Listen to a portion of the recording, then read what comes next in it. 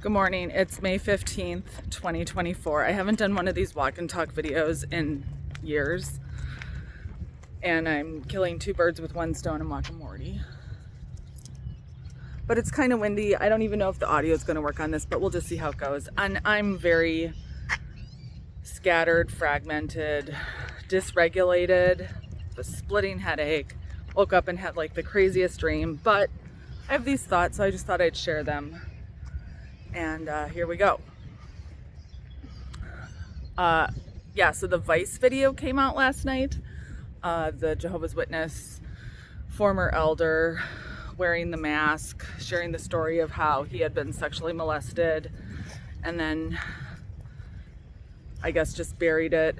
And then his daughter was sexually molested and him and his wife shunned their two children. I mean, it's just so sad because it's nothing new or uncommon. That's the saddest part, is that it's not uncommon, and yet Watchtower refuses to apologize, acknowledge, and repair. They've had plague after plague of warning in the form of court cases. It just reminds me of the 10 plagues in Egypt. I gotta pause this. Plague after plague. And the pharaohs of Warwick refuse to see reality and back up the chariot.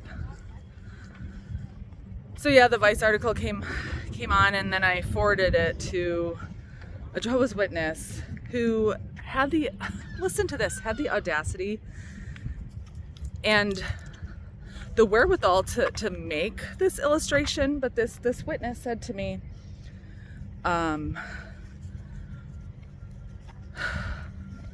trying not to give too much context. Basically, they were saying that giving people the red pill, blue pill option regarding the Matrix is not something that should be offered to people.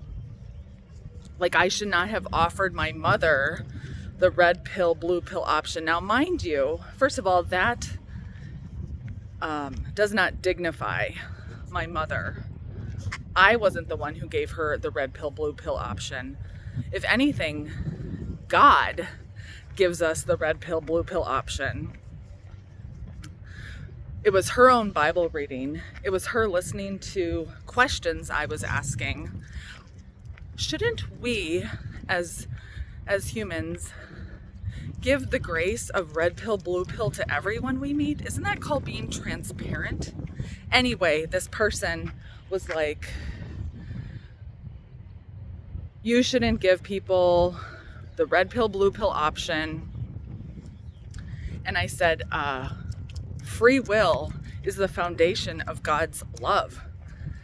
The person ignored that comment and then continued to say, well, just like the scene from The Matrix, if I'm eating a steak, I don't want to know if it's not real.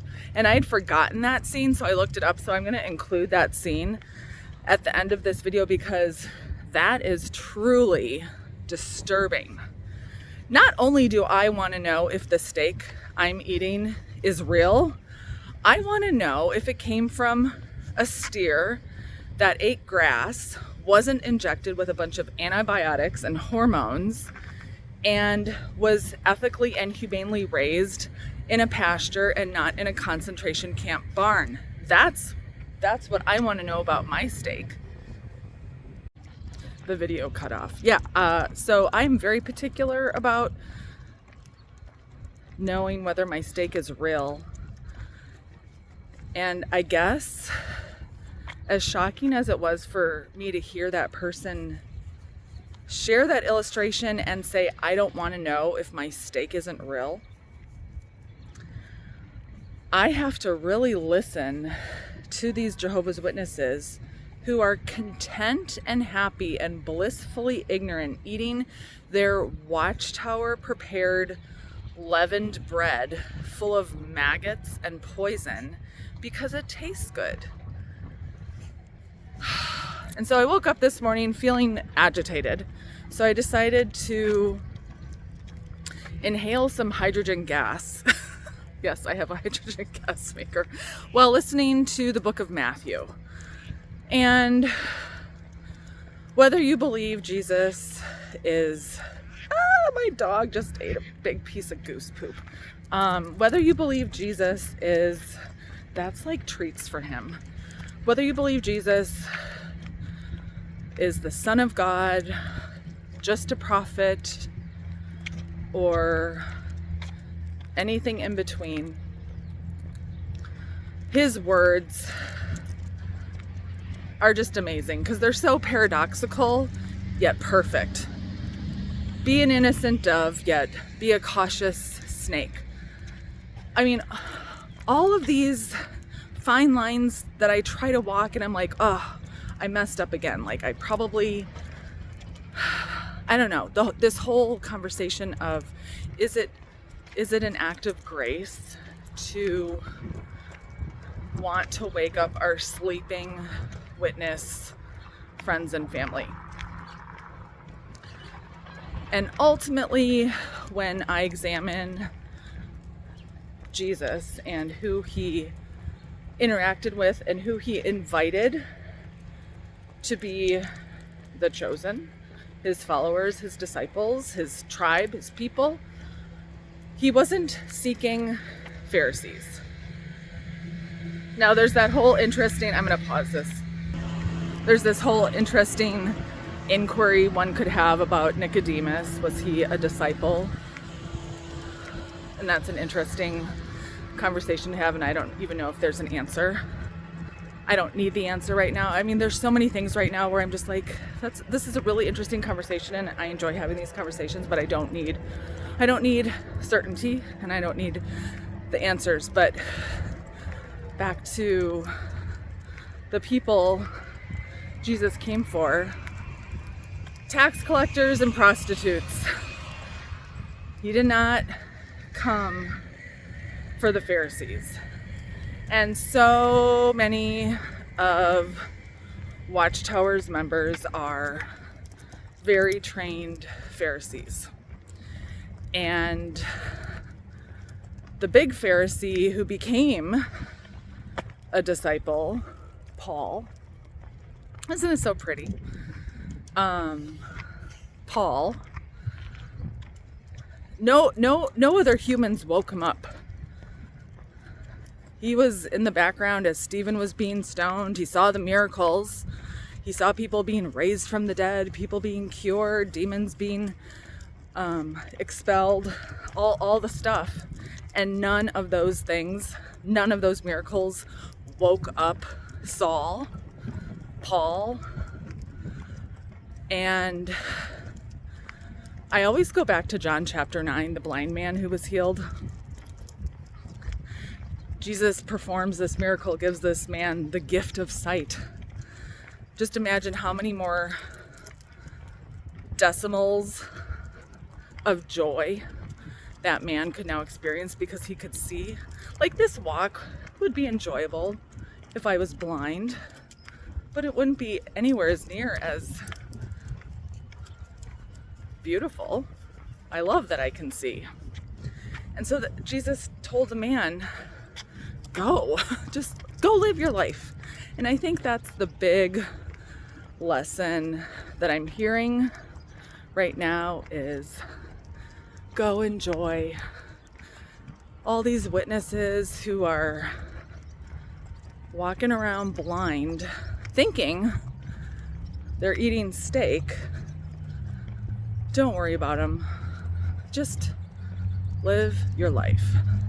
And so many of us meaning like people who've left that cult, have shared this in videos and tell it to ourselves, like preach to ourselves, like just enjoy your life. Happiness is the greatest revenge. And vengeance belongs only to God. yeah, I guess I just felt like I needed to share that with whoever's listening this morning. And it's my mom's birthday in 3 days, so wish her a happy 79th. And some prayers for her, just dealing with some health issues. So there's some dogs in our imminent future, and I will talk to y'all later. Okay, I do have a small, quick postscript that I wanted to add when I said, just go live your life and be happy. I'm not promoting hedonism.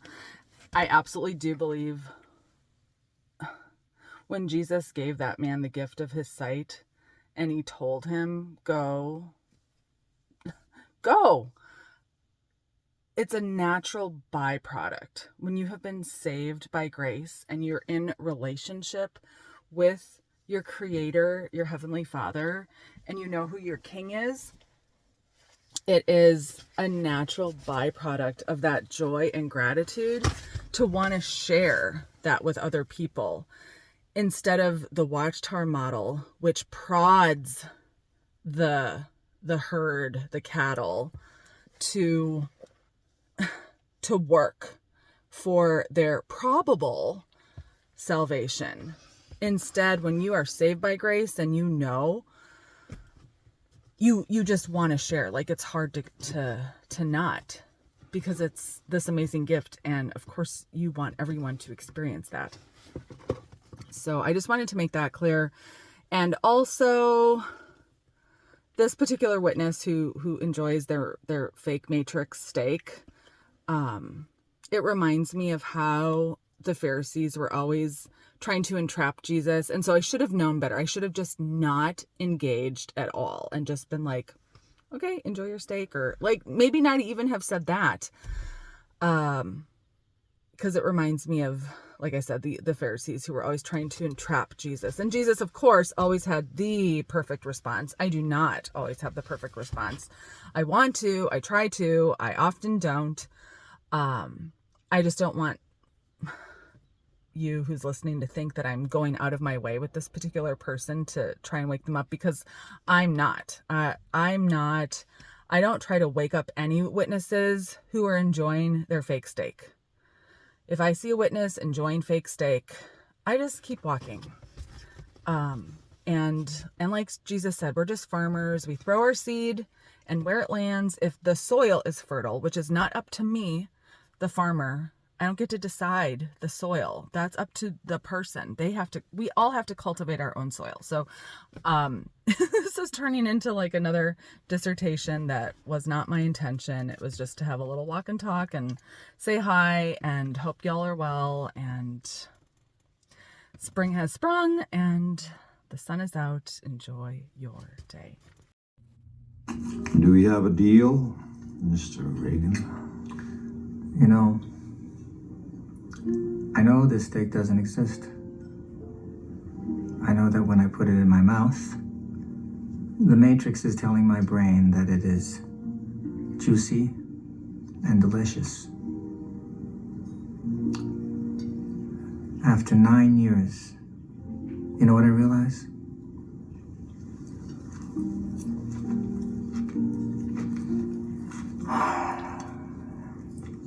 Ignorance is bliss. Then we have a deal. I don't want to remember nothing. Nothing. You understand? I don't want to be rich. Someone important. Like an actor. Whatever you want, Mr. Reagan. Okay. And get my body back in the power plant. Reinsert me into the Matrix. I'll get you what you want. Access codes to the Zion mainframe. No, I told you I don't know them.